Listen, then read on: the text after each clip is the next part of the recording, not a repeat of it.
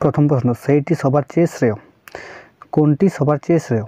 উত্তর, জীবনের নানা প্রতিকূল অবস্থার মধ্যে হাল না ছেড়ে, ভেঙে না পড়ে পরিস্থিতির সঙ্গে মানিয়ে চলতে হয়, এটি সবার চেয়ে শ্রেয়। দুয়ের প্রশ্ন, ঘটনা সামান্য খুবই, কোন ঘটনার কথা বলা হয়েছে?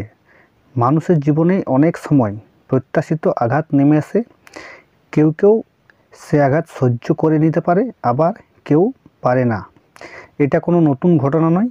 বিশ্ব সংসারের প্রেক্ষিতে ব্যক্তি মানুষের এই যন্ত্রণাকেই এখানে সামান্য ঘটনা বলা হয়েছে। 3 নম্বর প্রশ্ন, তেমন করে হাত বাড়ালে সুখ পাওয়া যায় অনেকখানি। উদ্ধৃতিটির নিহিতার্থ স্পষ্ট করো। উত্তর, জীবনে আমরা যা চাই সব সময় তা পাই না। না পাওয়ার বেদনা আমাদের মনকে ভারাক্রান্ত করে তোলে। কিন্তু আমরা যদি আমাদের সামর্থ্যের সঙ্গে চাহিদাগুলির সামঞ্জস্য বজায় রাখি, তবে সহজেই জীবনে সুখী হওয়া যায়। 2-4 প্রশ্ন, মরণ এলে হঠাৎ দেখি মরার চেয়ে বাঁচাই ভালো। উদ্ধৃতির ব্যাখ্যা করো। প্রতিকূল পরিস্থিতিতে মানুষ কখনো কখনো জীবনের প্রতি বীতশ্রদ্ধ হয়ে মৃত্যু কামনা করে, কিন্তু বাস্তব ক্ষেত্রে যখন আমরা মৃত্যুর সম্মুখীন হই, তখন আমরা উপলব্ধি করি যে জীবন কত সুন্দর। তাহারে বাদ দিয়েও দেখি বিশ্বভুবন মস্ত ডাগর। উদ্ধৃতিটির মধ্য দিয়ে জীবনে কোন সত্য প্রকাশ পেয়েছে? উত্তর, এই বিশ্ব সংসারে সব কিছু পরিবর্তনশীল। কোনো ব্যক্তি, সে আমাদের যতই প্রিয় হোক না কেন, অপরিহার্য নয়। তাই প্রিয়জনের বিচ্ছেদে ব্যক্তি মানুষের শোক হলেও বিশ্বভুবন কিন্তু তার স্বাভাবিক নিয়মে চলে। জীবনের এই সত্যের দিকটি উদ্ধৃতিটির মধ্যে দিয়ে ফুটে উঠেছে। কিভাবে মনের সঙ্গে বোঝাপড়া করতে হবে? উত্তর, জীবনে চাহিদা ও প্রাপ্তির মধ্যে অনেক ফারাক থাকে। যদি আমরা চাহিদার উপরে বেশি নজর দিই ও ভেঙে যাওয়ার স্বপ্নগুলো নিয়ে হাহাকার করতে থাকি, তাহলে কোনোদিন জীবনে সুখী হতে পারবো না। আমাদের সুখী থাকার উপকরণটুকুও জীবন থেকে তখন হারিয়ে যাবে।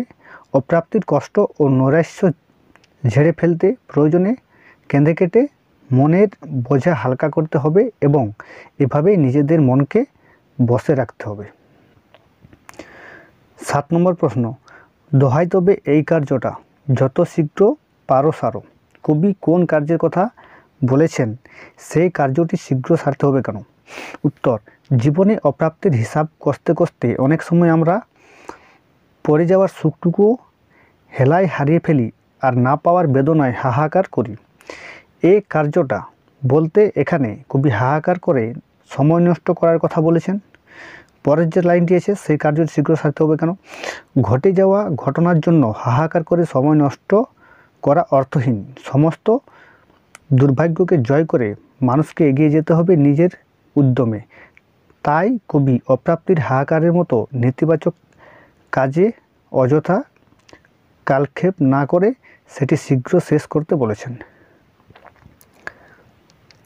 8 নম্বর প্রশ্ন, কখন আঁধার ঘরে প্রদীপ জ্বালানো সম্ভব? জীবনে নিরন্তর ব্যর্থতার হিসাব কষে চলা, অন্যের প্রাপ্তির সঙ্গে নিজের অপ্রাপ্তির তুলনা করা, হাহাকারের জীবনকে ভরিয়ে তোলা, এসব অতিক্রম করে মনকে বুঝিয়ে এগিয়ে চলার কাজ শুরু করলে আঁধার ঘরে প্রদীপ জ্বালানো অর্থাৎ নিজের জীবনকে আনন্দে পূর্ণ করে তোলা সম্ভব। ভুলে যাওয়ায় কার সঙ্গে কতটুকুন তফাৎ হলো? এই উদ্ধৃতিটির মধ্যে জীবনে চলার ক্ষেত্রে কোন পথের ঠিকানা মেলে? মানুষের চেহারা ও প্রকৃতির মতোই তাদের চাওয়া পাওয়াগুলো ভিন্ন ভিন্ন। জীবনের ক্ষেত্রে কে কত বেশি পেল, জীবন পথে কে কতখানি এগিয়ে গেল, এইসব তুলনামূলক চিন্তা জীবনের ইতিবাচক দিকে এগিয়ে যাবার ক্ষেত্রে আমাদের সামনে বাধা সৃষ্টি করে।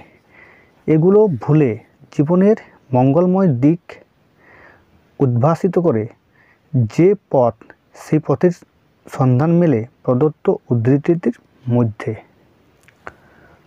10 নম্বর প্রশ্ন, অনেক ঝঞ্ঝা কাটিয়ে বুঝি এলে সুখের বন্দরেতে।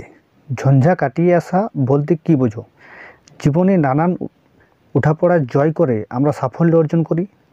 জাহাজ যেমন দীর্ঘ পথে অনেক ঝঞ্ঝা পেরিয়ে অনেক প্রতিকূলতাকে অতিক্রম করে বন্দরে নিরাপত্তা আসে, মানুষকে তেমন অনেক বাধা বিপত্তির মধ্য দিয়ে এই সাফল্যের দ্বার প্রান্তে পৌঁছতে হয়। এই বাধা বিপত্তি জয় করাকেই ঝঞ্ঝা কাটিয়ে আসা বলা হয়েছে। এরপর আমরা 3 দাগের প্রশ্ন। 1 নম্বর প্রশ্ন, ভালো মন্দ যাহাই আসুক সত্য এলেও সহজে, তুমি কি কবির সঙ্গে একমত? জীবনে চলার পথে নানা বাধাকে তুমি কিভাবে অতিক্রম করতে চাও? উত্তর, ভালো মন্দ যাহাই আসুক সত্য এলেও সহজে। বোঝাপড়া কবিতায় উল্লিখিত কবির এই মতামতকে আমি সমর্থন করি। দ্বিতীয় পয়েন্ট, জীবনে চলার পথে নানা বাধা বিপত্তি আসতেই পারে। ছোটোবেলা থেকেই এই শিক্ষায় মনকে তৈরি করতে হবে। হঠাৎ পাওয়া আনন্দে যেমন আত্মহারা হলে চলবে না, তেমনি সামান্য দুঃখ কষ্ট ভেঙে পড়লেও চলবে না। জীবনের পথে চড়াই উতরাই থাকবেই, এই সহজ সত্যকে মেনে নিতে হবে। চলার পথে নানা ধরনের বাধা এলে আমি অভিভাবক বা গুরুজনদের পরামর্শ,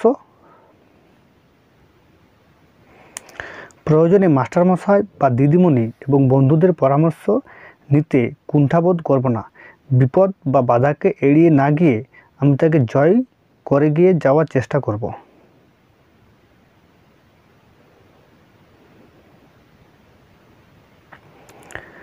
2 নম্বর প্রশ্ন, মনেরে আজ কহ যে ভালো মন্দ যাহাই আসুক সত্য এলেও সহজে। কবির মতো তুমি কি কখনো মনের সঙ্গে কথা বলো? সত্যকে মেনে নেওয়ার জন্য মনকে তুমি কিভাবে বোঝাবে? একটি পরিস্থিতি কল্পনা করে বুঝিয়ে দাও। উত্তর, হ্যাঁ, কবির মতো আমিও মাঝে মাঝে নিজের সঙ্গে মনে মনে কথা বলি। জীবনে আমাদের নানা রকম বাধা সম্মুখীন হতে হয়, কিন্তু চলার পথে বাধা পেয়ে থমকে গেলে চলবে না। আমি প্রতি বছর পরীক্ষায় ভালো ফল করি, কিন্তু এমনও হতে পারে কোনো এক বছর আমি আশানুরূপ ফল করতে পারলাম না। তাই বলে আমি কখনোই হতাশ হয়ে পড়ব না, বরং সত্যকে মেনে নিয়ে আমি পরীক্ষায় খারাপ ফল হওয়ার কারণটা খুঁজে বার করার চেষ্টা করব। নিজেকে বোঝাবো যে এই পরীক্ষায় জীবনের শেষ পরীক্ষা নয়, আমি উপযুক্ত পরিশ্রম করিনি, তাই আমার পরীক্ষার ফল খারাপ হয়েছে। মন থেকে যাবতীয় হতাশা ঝেড়ে ফেলে আমি নতুন উদ্যমে নিজেকে তৈরি করব আগামী পরীক্ষার জন্য। পরের প্রশ্ন, তেমন করে হাত বাড়ালে সুখ পাওয়া যায় অনেকখানি। তেমন করে কথাটির অর্থ বুঝিয়ে দাও। এখানে কবি কী ধরনের সুখের ইঙ্গিত করেছেন লেখো। আলোচ্য অংশে কবি রবীন্দ্রনাথ ঠাকুরের ইতিবাচক দৃষ্টিভঙ্গি নিয়ে চলাকেই তেমন করে হাত বাড়ানো বলেছেন। জীবনে দুঃখ কষ্ট সংশয় সংকট যন্ত্রণা আসতে পারে, কিন্তু যাবতীয় দুর্ভোগ আর দুঃসময়কে সরিয়ে রেখে জীবনের ইতিবাচক দিকে মনোসংযোগ করতে হবে। পরের লাইন, আমরা যদি নিজেদের স্বাদ ও সাধ্যের মধ্যে সামঞ্জস্য রাখতে পারি, তবে দুঃখ দুর্দশার সংকীর্ণ জগতের বাইরে এত বিশ্বভুবনকে মস্ত বড় বলে মনে হয়। তখন আকাশ হয়ে ওঠে আরও নীল, ভোরের আলো মধুর হয়ে ওঠে, মৃত্যুর চেয়ে জীবনকেই পরম বরণীয় বলে মনে হয়। নিজের সুখে সমস্ত জগৎকেই তখন সুখী বলে বোধ হয়। তো আজকে আমি এই ক্লাসের মাধ্যমে অষ্টম শ্রেণীর বোঝাপড়া থেকে যে 2 নম্বর ও 3 নম্বর দাগের প্রশ্ন, সেই প্রশ্নগুলির উত্তর আমি তোমাদের দিয়ে দিলাম, এবং পরবর্তী ক্লাসে অর্থাৎ পরবর্তী ভিডিওতে তোমরা পরের যে প্রশ্নগুলি আছে সেই প্রশ্নগুলির উত্তর পেয়ে যাবে। আমার ভিডিওটি ভালো লাগলে তোমরা সবাই সাবস্ক্রাইব করো এবং পাশে থাকা বেল আইকনটি প্রেস করো। আমার এই পাঠশালা বাংলা চ্যানেলের কিন্তু অষ্টম শ্রেণী ও সমস্ত শ্রেণীর নোটস ও সাজেশন পাওয়া যায়। অষ্টম শ্রেণীর সমস্ত বিষয়ের নোটস ও সাজেশন পাওয়ার জন্য তোমরা চ্যানেলটি সাবস্ক্রাইব করো ও পাশে থাকা বেল আইকনটি প্রেস করো, যাতে আমার সমস্ত ভিডিও তোমাদের সামনে সবার আগে পৌঁছে যায়।